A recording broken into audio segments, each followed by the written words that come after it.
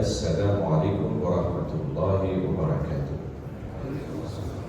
Allah'ın selamı, rahmeti, bereketi barımıza da nasip olsun. Şu irtelerde birgeleşip, şuşunda jıyılışıp, birge kılatırgan ibadetlerimizni Allah Teala kabullardan kılsın inşallah. Şimdi bizden tağın biraz vakit var, bir 20 minutlar vakit var namaz, gayet beyran namazına kadar kıskağına olsa da bir-iki vaaz nasihat aytıp bitesi kelgeniydi. Vaaz nasihat degende cemaat bilas bitinde o tege akıl ile tütügül, vaaz nasihat o bitinisi anlayan, bitinisi bilgen narsalarni isga tushirib kütü degan söz. Bitinisi anlayan, bitinisi bilgen bilmese de belki onların narsalarni isga tushirib kütü degan söz. Şuna göre bayram itelerinde ezgine olsa da akıllı bir fikir işitsek, bilgenlerimizni quvvatlab qo'ysak, zarar olmasa da verse. Bugünkü ertangi bayram nasihatini Qur'onga yazılgan ayetten başlasın kelar. Allah Teala o'zining izgi kitabında şulay deb aytadi: "A'udhu billahi mineşşeytanirracim ve in ta'uddu ni'metallahi la tuhsuha." Bu ayetinde siz bir kitaplar işitkenligiz var. Hem bir yıl bu ayetlerini biz iskençiremiz, bu ayetni iskençiremiz.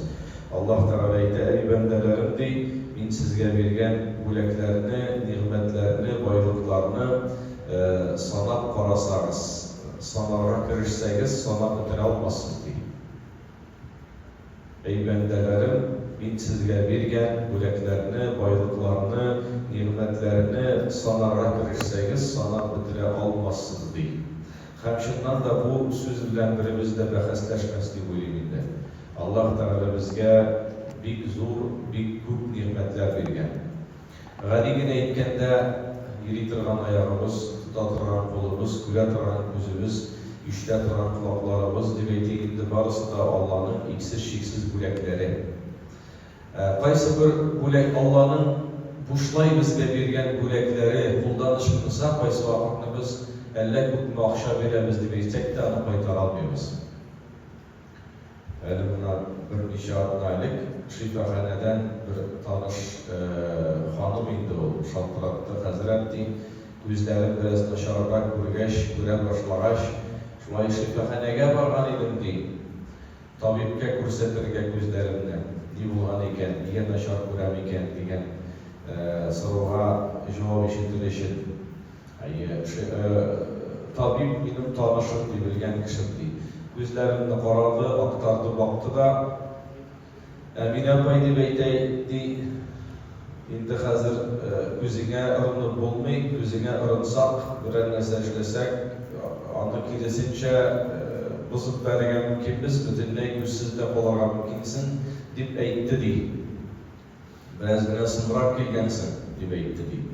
Shundan so'ng mening de kisalarimni qopshab, to'xtadi, mening oqshomda bor men bulaygina so'ramayman, men oqshom ergada azdirdim deb aytgach, kulib jiberdi de men aytadi, alla ko'p oqshom bilsang da hozir endi o'zingga aytgan talablar bo'lmaydi deb aytadi. Jamoat shundan da Allah Teala bizga bergan bo'laklar qaysi vaqtni qo'limizdan ish qilsa, oqshom berib de kelib qaytarib bo'lmaydi. Lekin baribir de mening bugun segisi kelgan so'z bu hamda tug'iladi. Allah Teala bizge bergen en zor bir bo'laklarning birisi haqida söylemoqchi bo'laman. Ayni yeri turgan oyoq, tuta turgan qo'l, ko'ra turgan ko'z, barisi da Allah'ın bo'laklari. Ammo lekin shu bo'laklar arasında bizge qo'shilay berilgan tag'in bir zor bo'lak var. Bilasizmi nima bo'lak? Aql ne'mati, aql bo'lagi. Aql bo'lagi bizni hayvonlardan da ayırıp duran hem akıl bo'lagi o en zor bo'lag. Akılsızların haline baksan, akılның neydi zor bo'lag ekenin bir tez anlap bulayım. Akılını joygan kişiler türlü derecede bular elbette. Qaysı birleri iden çıkıp gitseler iyi kaytabilirler. Ama lakin qaysı birevleri aşağı kireyken de bilmeyler, isimlerini de bilmeyler, yakınlarını da bilmeyler. Çıkıp gitseler iyi de kaytabilirler. Akılını yuvaltı türlü derecede bulan. Hem şunu da aytırga gerek, gözün görmese, aklın olsa hali faydalı bulup yaşayamazsın. Ama lakin aklın bulmasa, gözün ne kadar yaxşı görse de, ayağın ne kadar yaxşı yürüse de, kulağın ne kadar yaxşı işitse de, onun bir faydası yok. Şuna göre cemaat, akıl nimeti en zor nimetlerden birisi. Akıl nimeti en zor nimetlerden birisi. Göz bizge verildi görür için, kulaklar verildi bizge işitir için, ayak yürür için, eğitimde akıl bizge ne için verildi? Niçin bilirsiniz? Akıl bizge ne için verildi? Gözün bulatırıp görmese faydası yok mu dikkat? Kulağın bulatırıp işitmese faydası yok, ayağın bulatırıp verilmese faydası yok.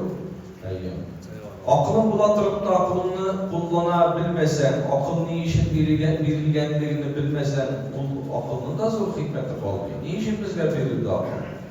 Bana şunun turunda bir iki söz aytip bitmek şeydi bir cemaat. Allah Teala bizge verilgen en zor nimet, akıl nimetin biz işin kullana alabız. Hem başka türlü aytı akıllı kişi, akılsız kişiden işi bayırlar. Bana şu hakka bir iki söz olsa da aytıp giti geldi. Luqman Hakim, hikmet yesi, Luqman Hakim'den soranlar, akıllı kişinin işi bayırıp olan, akılsız kişiden degeç, Luqman Hakim etken, akıllı kişinin ilk kim degende 8 sıfatı bulurlar deyiş degen Luqman Hakim. Akıllı kişinin kim degende 8 sıfatı bulurlar deyiş. Onlar da köprek. Ama lakin kim degende 8 sıfatı bulurlar deyiş. Şu sıfatlarının birisi akıllı kişi yakınlarına karata borçların ödep yaşayışı olarak anlayır. Yani akıllı kişinin birinci sıfatı yakınlarına karata borçların ödep yaşayışı işi. Nese degen söz cemaat? İşi onu söz. Hatınına karata, hatın irine karata, eti eni balasına karata, balalar eti enilerine karata, kurşiga karata, tuğanға karata, dost-dostqa karata, vazifelerin, borçların ödep yaşarga tiyiş. Şulay işlegende o akıllı bulup sanılır. Anlayaldın mı cemaat? Eğer de bir kişi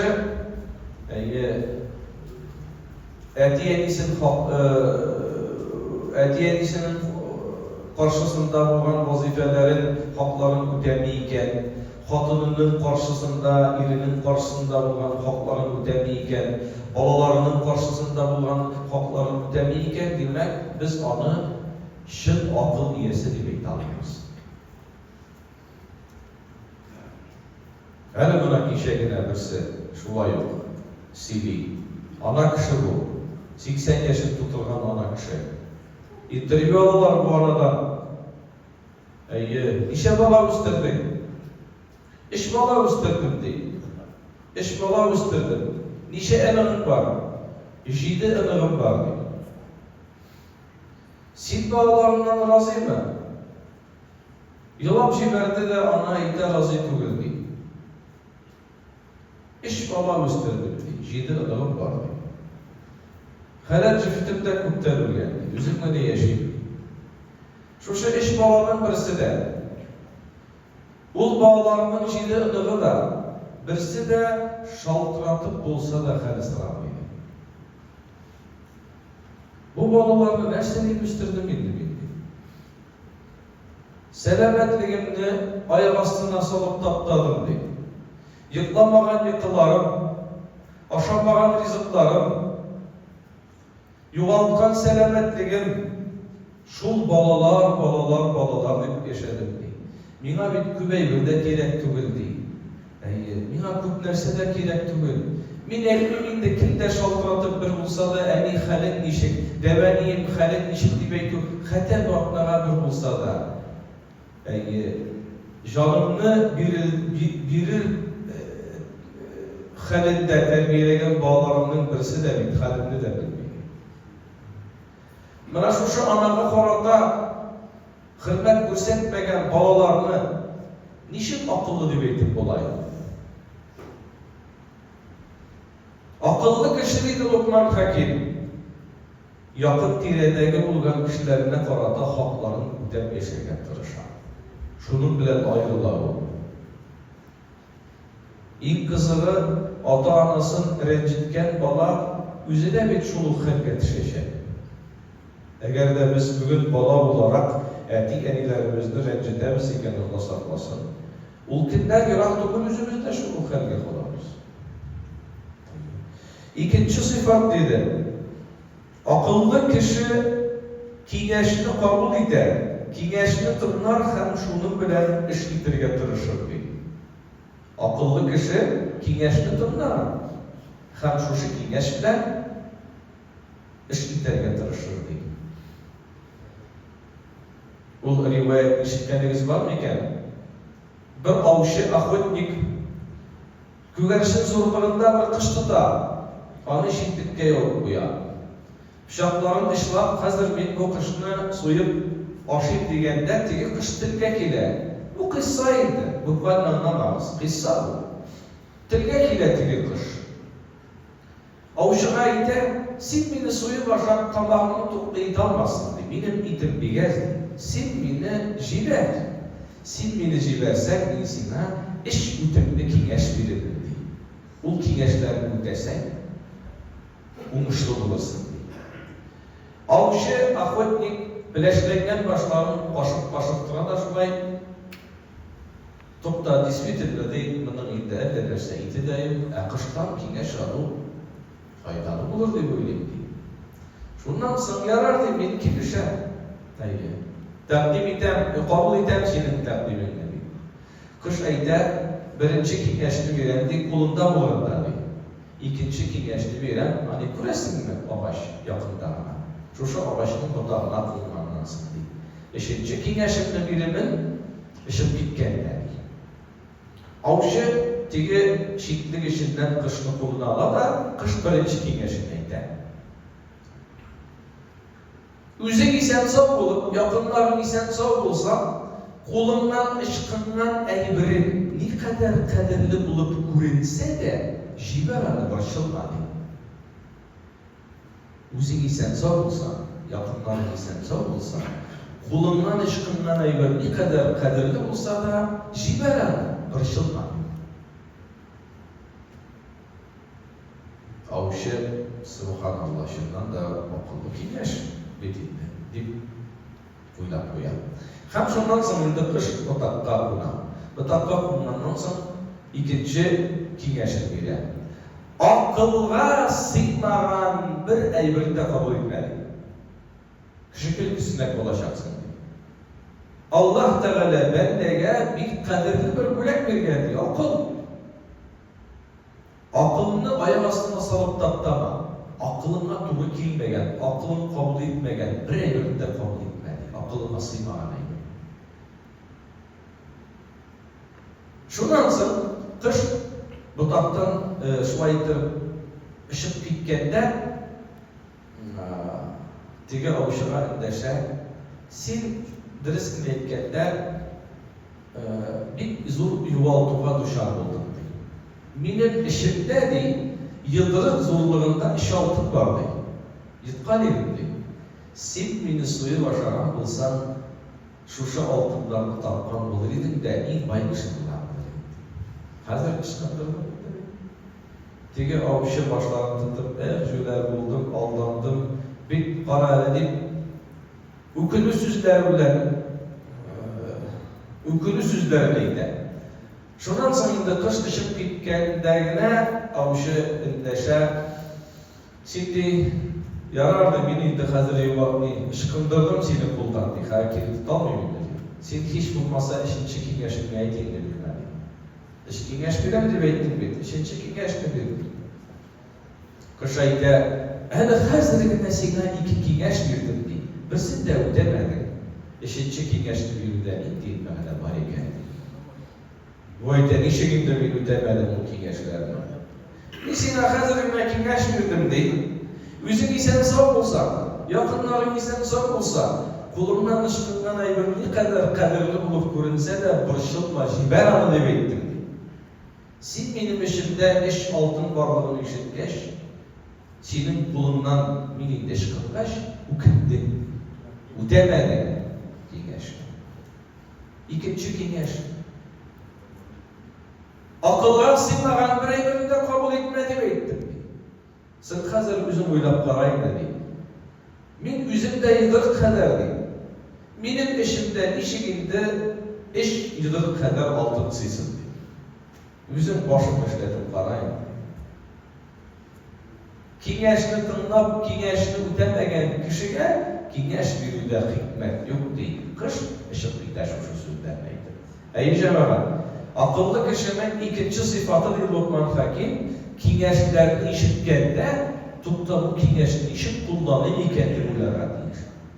Mana hazırki vakitte biz informasyonlu vayna debeydik, kendinden soğuş debeydik, şunda informasyonlu patokta yaşıyoruz.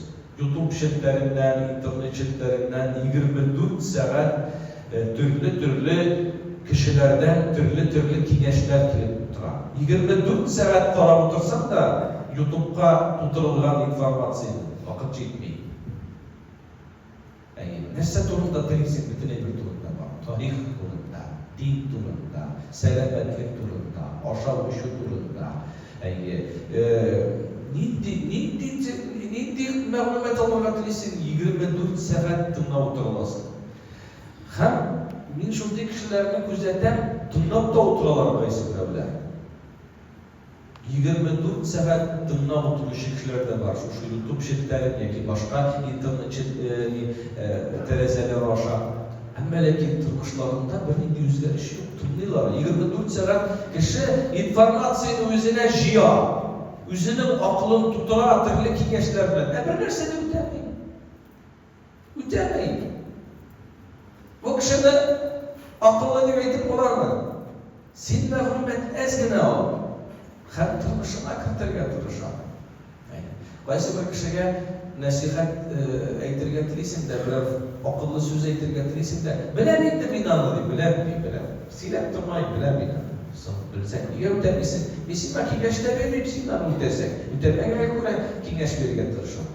Akıllı kişinin sıfatı, ikinci sıfatı, işitken faydalı mahlumetini tırmışına kırtırga tırışan.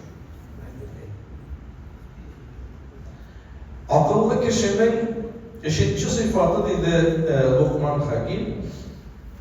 O da olsa ağırlıklar gelgende ağırlıklarını çişe alganda çişirge tırışan. Eğer çişe almaytırgan ağırlıklar gelse Allah'ını kabul eder. Allah'ın sabrını sayar. Anlayalım mı canım?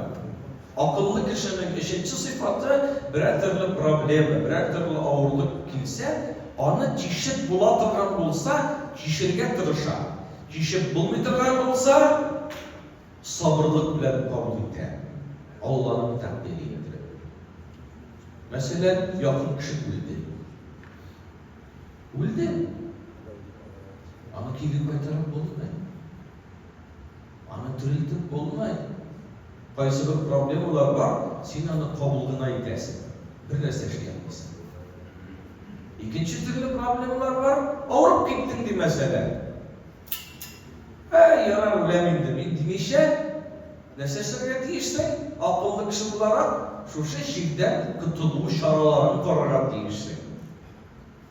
Anlatalım mı cemaat? Akıllı kişi şunu bile ağırıptıradı Lokman Hakim. Birer bela, kasa ağırlık geldi, çişip olmayın, sabırlık bilen kabul edesin takdiri. Ama çişip bulalatırgan birer mesele geldikken çişi yatırışasın. Çünkü hani kişi dostlar mezek jiberdiler, bir hikmetli mezek. Birisi Hristiyan dininde bulgan kişi, ikincisi ateist deb aytaylik, üçüncüsü Yevrey. O'zaro сөйләшәләр ekan. Biror avru belgilansa, tabiblar aytsalar, 6 ay qoldi senga yasharga. Narsa ishlaymiz? Avru belgilandi. Tabib aytdi, tekshirgan qaragan tabib aytdi, 6 ay yashaysan, bitta umring bitasi. Narsa ishlaymiz? Ateist aytdi ekan, 6 ay qoldi, bir narsaga ishonmaydi endi. Ni Allohga, ni Allohga, ni oxiratga. Mindi по полной программе нәрсә телеп шуны эшләп яшәячәк. Нәфсен нәрсә телеп бетләп шуны эшләп яшәп калырга кирәк. Тормышның рәхәтен күрергә кирәк дип, нинди рәхәтлек бар, барысында эшләргә тырышачак. Икенчесе әйтә, Аллага ышанмыйчысы инде. Мин чиркаудан чыкмаячакмын. 24 сәгать гыйбадәттә булачакмын дип, тәүбәдә булачакмын. Üçüncüsü kim idare? Yevrey de mindi bu tabibinin sözü bilen yine şirketmeyecekmin, başka tabibini izleyecekmin, bu şirket tutulu yolun koruyacakmin diye. Akıllı kişiler şöyle olarak değil. Birer probleme girdiyken Allah'a tapşır, oturup durma, çişi yollarını kara. Allah'dan yerden sonra hem çişi yollarını kara. Ulesin degende de elimin yaşayıp Allah Teala'nın adını bilsin deyip dertlerine deyiş akıllıdır. Her kişinin içinde Yevrey yaşayın diyor. Şulay tügün ben. Ayıp akıl degen söz. Buna Yevreyler neresinden ayrılıp duralar. Ayıp akıl var alarda. Izdırama misli var. Kaysı vaktinde din kişilerinde de akıl yok. Olsa da kullanmıyorlar. Allah Teala akıllı olayına bilmegen mi? Biz onu kullanırız değişmez. Akıllı kişinin üçüncü sıfatı, kişi tırgan avrular gelgende Allah'ın kişiye tırışar. Kişi bulmay tırganların indi Allah'ın hikmeti, takdiri deyip kabul eden sabırlı görseder. Dördüncü sıfatı akıllı kişinin zarar keltirgan narsalarini bilse, onlardan kaçar, faydalı eybirlerini birsin de kullanış kıldırmıyor. Üzüne, tenine, canına, gaylesine ağırlık getirgen birer eybir ama açıklansa, şu narsalardan o kaçar. Onlarını işlemeyin. Eyinde birer faydalı eybir görse, onu tutmuşuna kırtırgen tırışar. Akıllı kişi şunu bilen ayırır.